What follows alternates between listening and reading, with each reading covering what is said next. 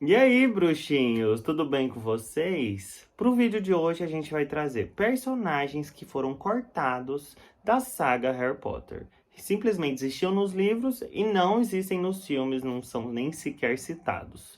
Então, se você quer continuar assistindo esse vídeo, já se inscreva no canal, deixa o seu like e ativa o sininho de notificação, porque são 3 vezes na semana, segunda, quarta e domingo às 6 horas da tarde.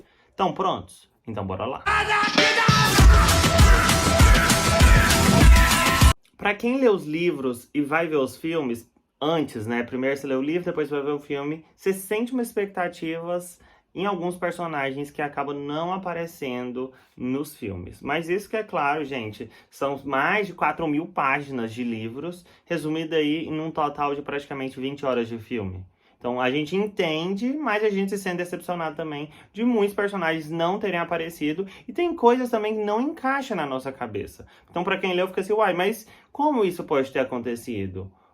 Tem coisas que não fazem tanto sentido. Eu acho que o personagem que é mais imperdoável da saga, imperdoável que eu falo de ter sido realmente cortado, é o Pirraça, que era um fantasma totalmente brincalhão, sarcástico, cheio de piadas. Qualquer momento tinha uma piada ali pra zoar um aluno, pra zoar professores. E era muito citado nos livros. Ele sempre aparecia e o pior disso, que eu falo que é imperdoável, porque o ator já tinha sido escalado, o ator esteve no set de gravação, o ator gravou as cenas e ele foi simplesmente cortado da edição dos filmes. E, tipo assim, ele nos livros é muito marcante. Como que simplesmente removeram ele dos filmes, sendo que já estava gravado? Será que pensaram que era muito sarcástico pra saga?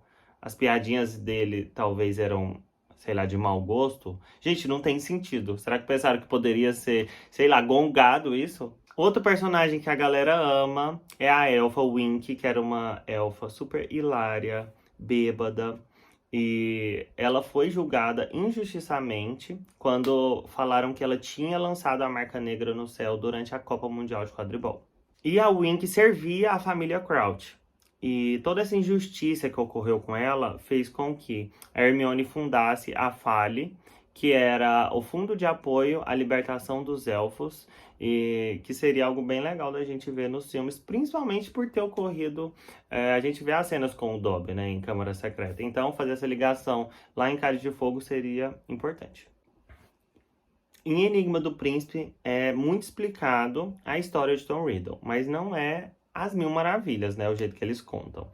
Falta muita coisa, inclusive a história de Merop Gaunt, que é uma história muito triste, que se a gente pensa que poderia ter sido retratada, seria incrível. Tanto que muita gente, quando fala, vamos pedir uma série, um filme, pede muito a história de Tom Riddle, porque isso, ser representado, seria incrível. Merop Gaunt, ela era abusada pelo pai e pelo irmão, e ela era descendente direta de Salazar Sonserina, então ela era muito foda.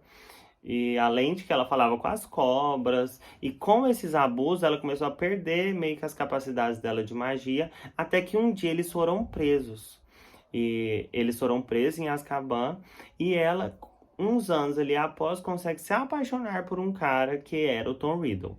Só que era um amor não correspondido, esse amor pelo Tom Riddle, e ela decide fazer o quê? Usar um feitiço ali, uma poção do amor, para eles se casarem. Eles se casam e anos depois, ela, quando já tá grávida, resolve falar: não, tá, gente, tá tudo tão bem aqui, vou tirar essa poção do amor, esse feitiço. Quando ela retira o feitiço, não é correspondido, ele abandona ela grávida, e todo esse desespero que ela passa faz com que ela deixe o bebê lá no orfanato, que no caso o Tom Riddle fica lá no orfanato, que é o Orfanato Woods, que é onde ele cresce. Sobre o Ted Lupin, deveria muito ter acontecido isso. Primeiro, o ator já tinha sido escalado, então, seriamente, poderia ter acontecido.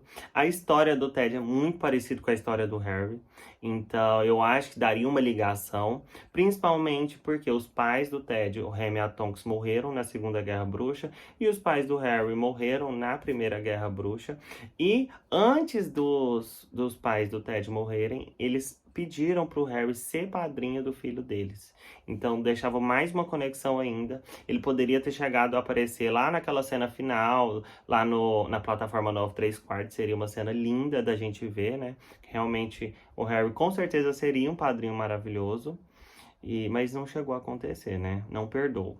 Agora a gente vai falar de um ser que é um gigante, ele chamava Carcos. Ele era tipo o rei da última espécie de gigantes viva que tinha sido exilada pelos bruxos e moravam numa montanha na Rússia. Aí você pensa, a história do gigante é aleatória. Não é, por quê? O Hagrid vai com a Madame Maxime até o Carcos e pedem ajuda para ele falar com todos os outros a se juntarem com o Dumbledore contra os Comensais da Morte.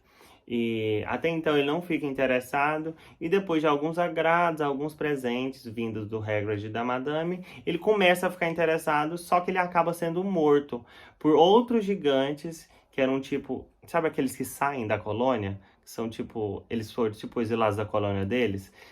Ele acaba sendo morto por eles, então ali acaba a história e toda aquela ligação que o Hagrid estava tendo com ele também interrompida. Agora, seguindo ali a história de Merope Gaunt, temos aí Hepzibah Smith, que era uma colecionadora de objetos raros, e ela pertencia a duas das futuras que se tornaram Horcrux, né? Que eram a taça de Helga Lufa-Lufa e o medalhão da Sonserina. E vocês sabem que para criar uma Horcrux tem que matar alguém. E o que aconteceu? O Tom Riddle ficou amigo dela em uma visita que ele fez na casa dela, acabou matando ela e roubando os dois objetos e criando essas duas Horcruxes. Ninguém nunca chegou a sequer duvidar de Tom Riddle que ele tinha matado ela, porque o elfo doméstico dela contava para todo mundo que ela tinha se envenenado acidentalmente. Então ninguém chega a desconfiar realmente. Andrômeda Tonks, irmã ali de Bellatrix e Narcisa, desafiou a família inteira ao se casar com Ted Tonks. Lembrando que a família dela é sangue puro, aí não permite isso. E ela se casou com Ted Tonks e claramente foi deserdada da família. Eu já expliquei isso no vídeo de árvore genealógica que tem aqui, dos Blacks. E ela se casa com Ted Tonks e ali ela tem a sua filha, a ninfadora Tonks, que casa com o Remo, isso aí a gente já sabe. Só que o interessante é que, nos livros, a única sobrevivente dessa família inteira é ela, é a Andrômeda. Porque acaba que o marido dela morre, a filha e o marido da filha também. Então, claramente, a gente imagina que quem poderia criar o neto seria ela, né? Então, no caso, ela que criaria o Ted. Será?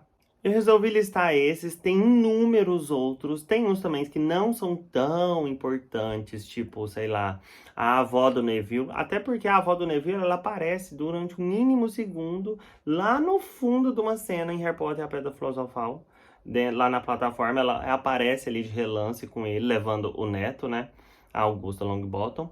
E tem outros personagens também que podem ser importantes. Tem um tchan ali na história, mas eu ainda não listei pra cá. E se vocês quiserem parte 2 desse vídeo, a gente traz falando ali de Marieta, Frank e Alice, Rodolfo Lestrange. A gente conta um pouquinho de tudo.